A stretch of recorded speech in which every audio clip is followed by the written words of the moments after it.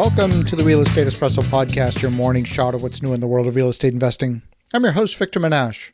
I've spoken with many people over the past couple of weeks eager to see an end of the chaos of 2020, hoping that 2021 would be a new beginning, a return to normal. On today's show, we're taking a pause to look at the events of the past 24 hours in Washington, D.C. The scenes emanating from the Capitol in Washington are shaking the integrity of the democratic principles to their very core. I believe the strength of democratic principles in the Western world are strong enough to survive what happened today in Washington, but I worry that others in the future might feel emboldened to act similarly or worse. Today was not a good day for democracy.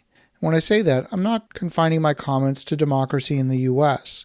I'm talking about democracy in Europe, in Asia, in Africa, and yes, in the Americas. The country that's been held up as the leader of the free world put on a poor display for the rest of the world today.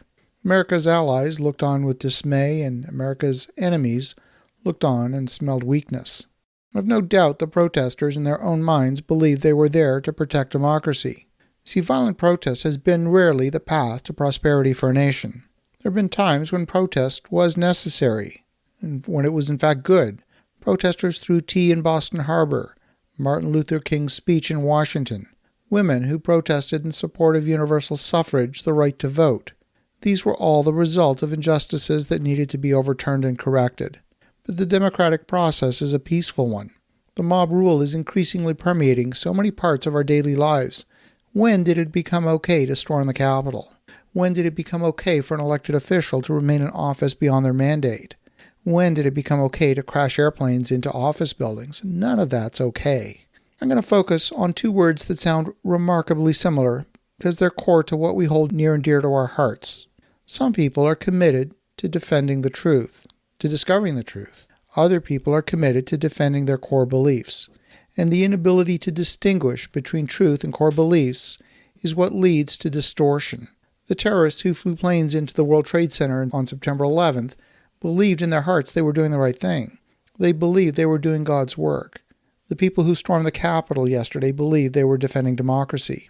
But how is it that the election that put the very officials in the House and the Senate, whose job it is to confirm the Electoral College vote, got there through a free and fair election, but the election for president was not? It was counted by the very same people who counted the votes for the House and the Senate.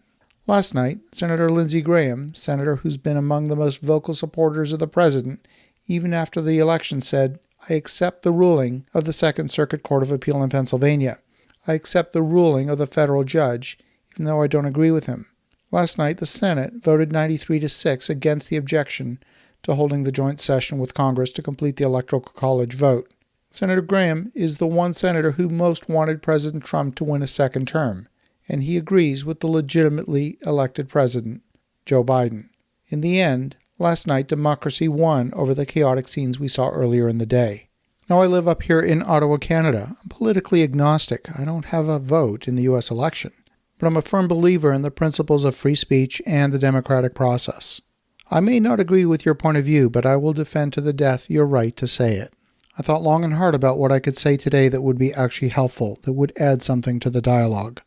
I think what I can add of value is simply a reminder that a couple of 100 years of inertia, of momentum, of the democratic process cannot be overturned in a day or a month or even a year, and that we as real estate investors do what we do best, focusing here on Main Street, serving our clients day in and day out, so that we can put our head down on our pillow tonight secure in the belief that the democratic process will continue to prevail, and that we can wake up the next morning to continue to do our best work.